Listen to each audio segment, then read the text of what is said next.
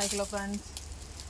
இங்கே பார்த்தீங்களா, இங்கே வந்துக்கிட்டே வந்துக்கிட்டு ஸோ இது பார்த்தீங்களா, இந்த எக்ஸ்பீரியன்ஸ் வந்துட்டு யாராருக்கெல்லாம் இருக்குது.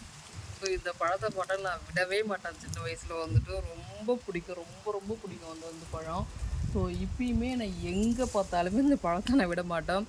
ஸ்கூட்டியில் போனோம் அப்படின்னாக்கா அந்த இடத்துல ஸ்கூட்டியை நிப்பாட்டி பறித்து சாப்பிட்டுட்டு நான் அப்படி தான் வந்துட்டு போவேன். ஸோ அந்தளவுக்கு one of the most favourite அப்படின்னா இது வந்துட்டு. ஸோ இது எப்படி எனக்கு வந்துட்டு பிடிக்கும் அப்படின்னா, நாங்கள் வந்துட்டு காட்டுக்கு போவோம். காட்டில் வந்துட்டு களை எடுக்கும்போது இந்த பழம் வந்து அப்படியே கொடியில் அப்படியே அழகாக வந்து காய்ச்சி அப்படியே தொங்கும், இந்த மாதிரி ரெட்டாக தொங்கும். ஸோ இது ஃபஸ்ட்டு டைம் வந்துட்டு பார்த்து சாப்பிடும்போது ஒரு மாதிரி இருந்தது. அப்புறம் ரெகுலராக அந்த டேஸ்ட்டு பிடிச்சி போய் கண்டினியூவாக வந்து நான் சாப்பிட ஆரம்பிச்சு. ஸோ அதுலேருந்து எனக்கு இந்த பழக்கம் வந்து அப்படியே சொத்திக்கிட்டுன்னு சொல்லலாம். ஸோ இது மாதிரி உங்களுக்கு இந்த எக்ஸ்பீரியன்ஸ் உங்களுக்கு இருந்தால் எனக்கு வந்து சொல்லுங்கள்.